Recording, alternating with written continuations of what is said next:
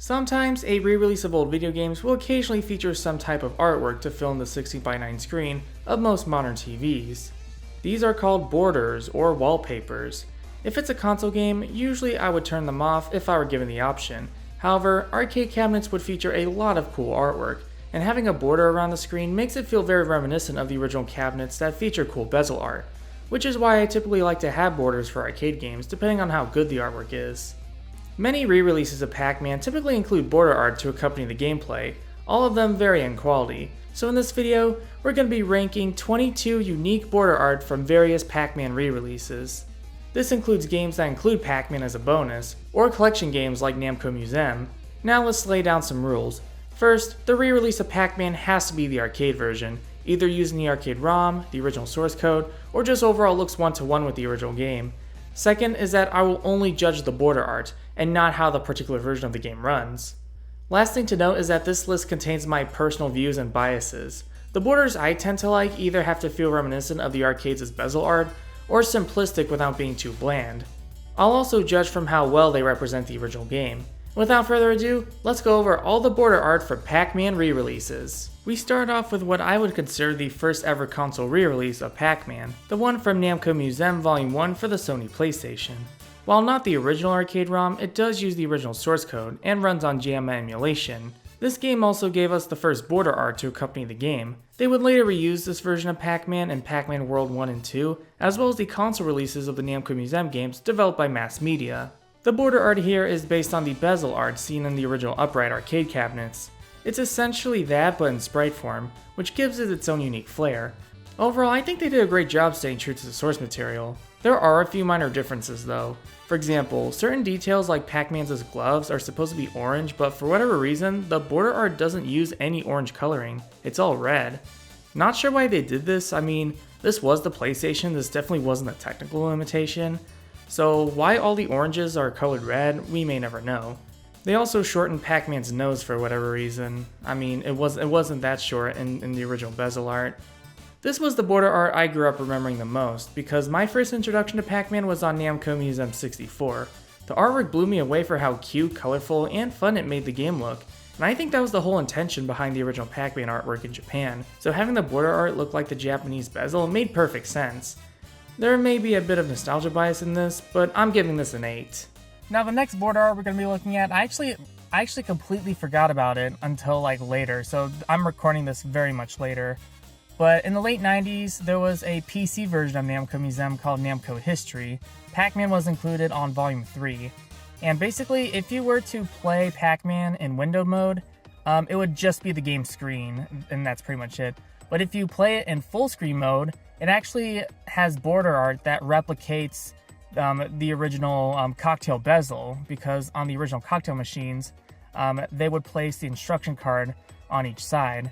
And overall, for their first attempt, it's not too bad. I think they did a much better job replicating the original bezel in later editions, but for this particular one, it's pretty decent. The only downside I would really say is that one of the instruction cards should be flipped. They're facing the same direction, but one of them should be facing in an opposite direction. But otherwise, it does a solid job replicating the original cocktail bezel art. I'm giving this one a 7. This next one is from the Namco Museum games for the PlayStation Portable. This was the first time Namco released Pac-Man on consoles using the actual emulation of the arcade ROM, but the borders on these releases are a lot more generic. All the arcade games on Namco Museum Battle Collection have a blue background with the Namco logo scattered around. It's not bad, the logo appears very faint, so it's not that distracting. And I also think the blue color they chose suits Pac-Man very well, but as good as the border art is, it doesn't really represent Pac-Man, so I guess let's go with 5. The Xbox Live Arcade port. Even though it's no longer available to purchase digitally, you can still play it if you insert a copy of Namco Museum Virtual Arcade in your Xbox 360. This is probably my most favorite console release of Pac-Man, especially in its presentation. Once again, the border art is based on the original upright cabinets' bezel art. Besides modifying it to fit the 16:9 display, they also replaced Tadashi Yamashida's original Pac-Man drawings in favor of plastering it with stock art of Pac-Man's modern Namco design, made famous by Hideki Tanami, the franchise's current 2D artist. As much as I would have preferred the original artwork, or at least artwork closer to Yamashida's original design, I think Tanami's artwork still works here, especially since the poses they use still somewhat match the ones used on the cabinet's bezel. This is another border art that I am very nostalgic for, since I used to play it on other people's Xbox 360s, and the border art, while a slight departure from the original bezel, still looks great and well suited for the game. This is a 9 for sure. There was a digital-only Namco Museum game in 2009 for the PlayStation 3 called Namco Museum Essentials. Pac-Man was included in that collection, which included this lovely border art here. Pac-Man and Inky are in their classic designs, Inky's on the left while Pac-Man's on the right. Funnily enough, the background art of what I assume is Pac-Land is taken from the game Pac-N-Pal, though since it was reused on the box for the Famicom release of Pac-Man, I think it still works here. I like how the scan lines complement the overall darkness of the artwork. In my opinion, it makes this awesome artwork less distracting. It's a 9. Namco Museum Essentials gave you the option to change the border art, with this one being based on the bezel seen on the original Cocktail arcade cabinets, which is really neat because if we can't have border art from the upright bezel, the Cocktail bezel is the next best thing. The game's instructions are on each side of the border, just like the real Cocktails did. There's also a bit of depth around the screen to mimic the way the CRT monitor was placed on a real Cocktail machine. Very faithful border art, based on bezel art we don't see too often. It's also a 9. This is another border used in Namco Museum Essentials, at least on the trial version. Not sure if it was ever on the full game. It's similar to the one on Namco Museum Battle Collection, except the background has this gradient of red and yellow, and the Pac-Man logo is scattered all over. My friend Soshi says it reminds him of the menu art on Mass Media's Namco Museum for the GameCube, and I agree, I think it gives off that vibe too. It's not too bad of a background, at least it does have the game's logo, but compared to the other two, it's a bit of a downgrade and it doesn't really fit the whole brand of Pac-Man, nor is it based on any of the bezels seen on real-life cabinets. It's a 4. I'd say it's lower than Battle Collection's border, mainly because I like the blue on that one better. Now that we're finally done with Namco Museum Essentials, we have Namco All-Stars Pac-Man for Windows. This is the border they chose for Original Mode, which uses a similar color scheme to the previous one, only this time the artwork of Pac-Man and Inky are from the US arcade cabinets released by Midway Games. The instructions on the left are also from the Midway cabinets, but funnily enough, the pink lines on each side are actually from the cabinet designs from Ms. Pac-Man. The artwork is translucent, so it's not too distracting during gameplay. I will knock some points off for using the Midway designs for the characters, but it does look kinda nice overall. 5. Now this one is also from Namco All-Stars, but this border is only used when you're playing Pac-Man on Enhanced mode. This isn't necessarily the original version of Pac-Man, so I will be cheating on this entry. It just seems right given that I already talked about the border on the original mode. So the border on Enhanced mode I think is better, mainly because it doesn't use the Midway designs. I definitely do like the cooler colors they chose on this, though I do think it's strange that they used a sprite of Blinky on the bottom right, because it doesn't really match Tanami's artwork of Pac-Man, who is drawn in the modern Namco design. 6. This next one is from Namco Museum Megamix for the Wii. The border on this one is pretty much identical to the default one on Namco Museum Essentials. The only difference is that the screen is in 4x3, since it's one of the few Wii games that only runs in 4x3. Another is that despite the artwork being brighter and lacking the scan lines, the colors aren't too saturated, so the artwork isn't too distracting. The artwork is still great since it's the same one from Essentials, so it's definitely a 9 for sure. The next border art comes from Pac-Man Party for the Wii and its 3D port on the Nintendo 3DS. This is another variation of the border from Namco Museum Essentials. Not only is the whole artwork yellow, but they also changed the stock art of Pac-Man for unknown reasons. They did, however, bring back the scan lines. Overall, I'd say this is a good variant. Some may argue that's better mainly because it's yellow, and I wouldn't blame you for thinking that. It did lose some charm when they changed the artwork of Pac-Man, but other than that, it's a solid 8. The next series of borders we're going to be taking a look at are from the 3DS game Pac-Man and Galaga Dimensions. It's a small collection that has 2 new games based on both properties, but it also does include the classic arcade games. Now you can play Pac-Man in 3 different ways. The first is basically the game on its own, no borders or anything. The second variant acts as if you're playing it on an upright arcade cabinet. The first artwork for this mode is based on the bezel art seen on the US upright machines from Midway. However, the artwork on the original was replaced with in-game sprites of Pac-Man and a vulnerable ghost, which I think makes it look better than the original US bezel in my opinion. As much as I think the in-game sprites are overused in a lot of things, give me those over the Midway artwork any day. I mean, it's crazy how a slight change in character design can make a big difference. I'm giving this one an 8. Now you can actually change the artwork in upright mode, which lets you change it to the original bezel art. Currently as I'm making this was the last time that the original bezel art was used in a Pac-Man re-release. Why Bandai Namco never went back to this design in future re-releases, I'll never know. Especially since nowadays, they rarely acknowledge anything related to the Japanese arcade machines. Unlike previous borders based on the bezel art, this one is actually one-to-one with real-life upright machines. There's no stock art plastering, Pac-Man doesn't have a short nose, and the orange coloring is intact. Now this is how you do border art for old arcade games. That's a perfect 10 for me. And the third variant to play the game is in the style of a cocktail arcade cabinet. And just like in upright mode, cocktail mode has two borders based on the original and US cabinet. This one is based on the US bezel from Midway, except their artwork of Pac-Man and Inky is absent. It's just the US logo and a few gold tokens scattered around. Personally, as much as I think the tokens are a nice addition, I could possibly see it as being too distracting given how big and shiny they are.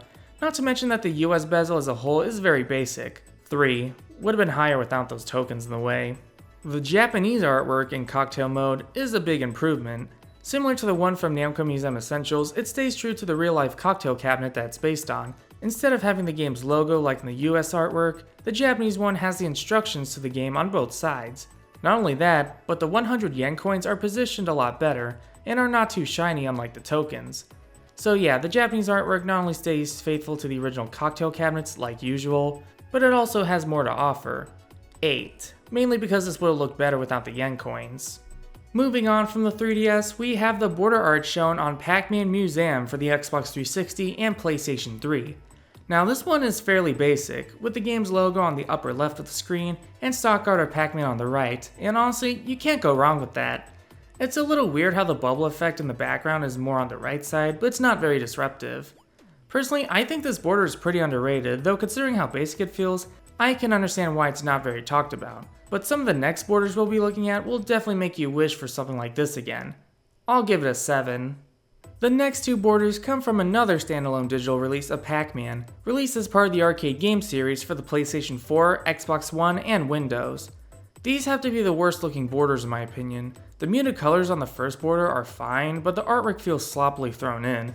I think Pac-Man and Blinky are way too close to the screen. But what makes it worse than the previous ones we looked at is that the stock art here slightly overlaps with the red border around the game's screen. Personally, I think they would have looked nicer had they removed Pac-Man and Blinky. The game's logo on both sides would have looked good by itself. 2.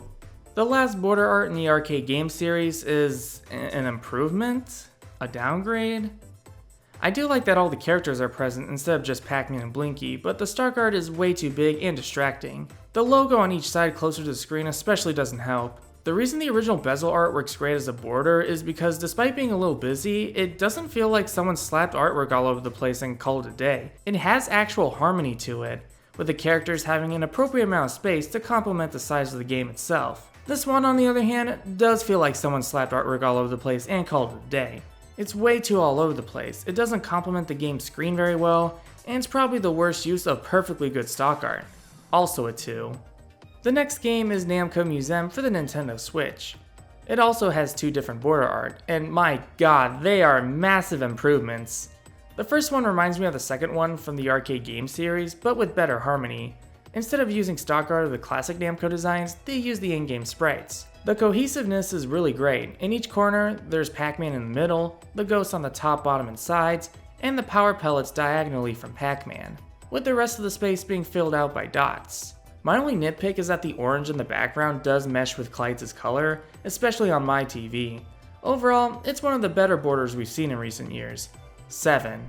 The second border is also fairly nice. We have a sprite for Pac-Man and a ghost, made entirely out of dots, which I think is quite clever. I didn't realize the dots were meant to be shaped like the characters until doing this video. The fruit and characters that appear in front of it are passable. They don't improve the border art, but they don't disrupt gameplay. The background color could have been better though. 6. Next we have the border used on the Arcade Archives release of Pac-Man for the Nintendo Switch and PlayStation 4, which is probably one of the best re-releases of the game on the most recent hardware. This is the border that is seen in pretty much every single arcade game released by Arcade Archives. So like Battle Collection, it's not a Pac-Man specific border. The white around the game screen that you see in the screenshot is optional. In my opinion, the border looks better without it. As for the border itself, it's just a black gradient, and that's it. Does it complement the look of the game? Not really.